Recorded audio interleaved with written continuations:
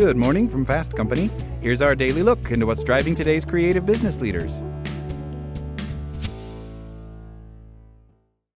Want someone to change their behavior? Psychology says nagging doesn't work, but this mind trick does. By Jessica Stillman. Here's a common pattern in my house. See if it seems familiar to you. After my husband showers, he often forgets to put his dirty clothes in the hamper. This drives me batty, so I remind him to please pick them up, again and again and again. We've been married for 15 years now, and the result of all my nagging appears to be exactly zilch. Half the time I go in the bathroom, there is a ball of socks and underwear on the floor. My husband is an otherwise thoughtful and considerate guy, so what's going on? According to psychology research, the problem likely isn't him. It's my belief that nagging is an effective strategy to get another person to change their behavior. The psychology of why nagging doesn't work. We have a perception that we won't get what we want from the other person, so we feel we need to keep asking in order to get it. Psychologist Scott Wetzler explained to the Wall Street Journal. But rather than prompting change, nagging causes people to feel demeaned and withhold the desired behavior. The nagger then nags more, and resentment builds. This dynamic can kill a romantic relationship. Studies find that, unsurprisingly, a lot of nagging is associated with low relationship satisfaction, but it's equally useless between parents and kids, co-founders, or bosses and employees. So what works better to get someone to actually change their behavior? A new study has a suggestion. But be warned, if you're stuck in a pattern of habitual nagging, it will probably feel counterintuitive. The jujitsu mind trick that actually changes behavior.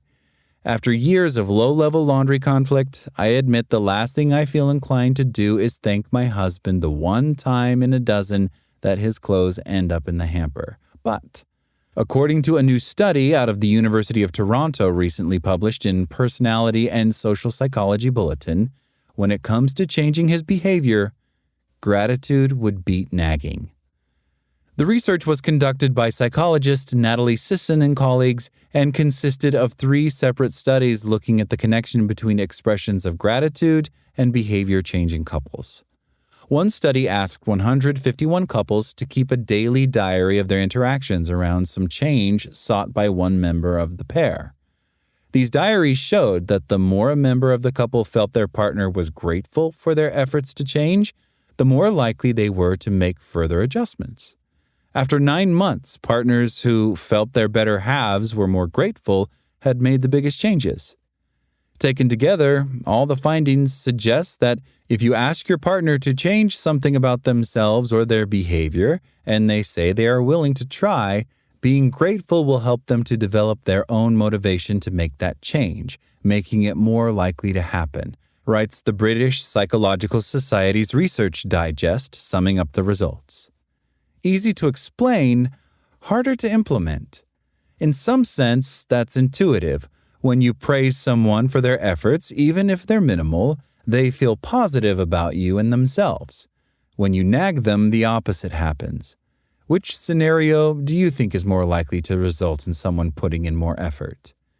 But my personal experience, at least, suggests that in the heat of the moment, this jujitsu mind trick, praising faint signs of improvement even when you feel like complaining, can be hard to muster. The last thing I want to do when I finally spot one of my husband's socks in the hamper is to offer him kudos. It's hard not to think about the hundreds I've had to deposit there before. If you care about effectiveness more than venting, though, psychology suggests this is the way to go. Positive reinforcement works best to train a puppy. It also apparently works best to train people. Bigging others up with gratitude is more likely to motivate them to change their behavior than tearing them down with nagging.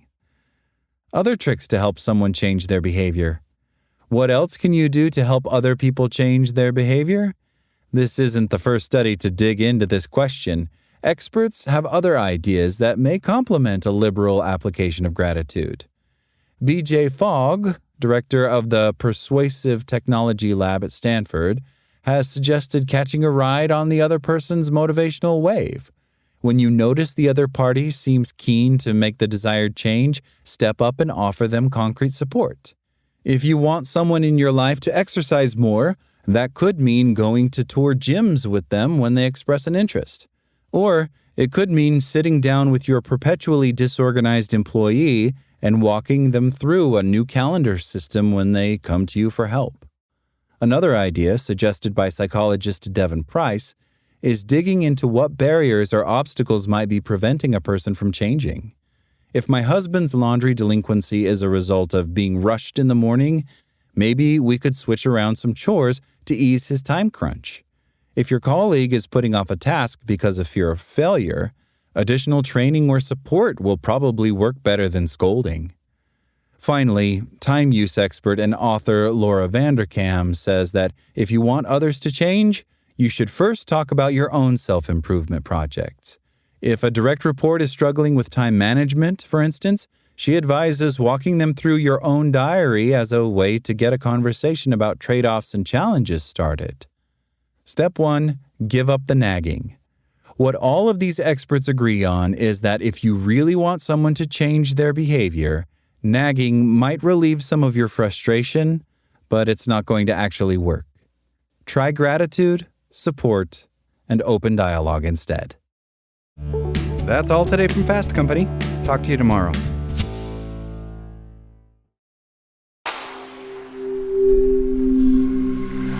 Spoken Layer.